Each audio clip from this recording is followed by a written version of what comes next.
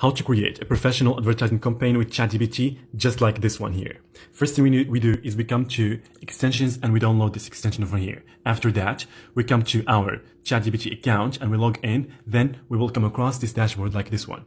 Then we will search for create professional advertising campaign and we will click on this one, this icon. We will get redirected to this page and we will click on try this prompt on ChatGPT. Once we do that, we will come across this dashboard like this. Over here, we're gonna write this sentence. I need help creating an advertising campaign for what you want to advertise. For example, I want to advertise an SEO ebook, okay? I will write it over here.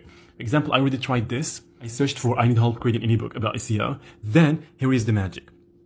ChatGPT gave me the target audience that I need to target with my marketing campaigns, and then he gave me also the key messages that I'm going to use. For example, I can use this one, unlock the power of SEO and grow your online presence, and he also tell me what media channels I can use. He told me that I can use social media or email marketing or influencer marketing or paid advertising. Here he also gave me some additional activities I can use. For example, I can host some webinars or make some giveaways and stuff like that. This is amazing, guys. You can apply this for any advertising campaign you want to create. And for more marketing tips, don't forget to check out our website.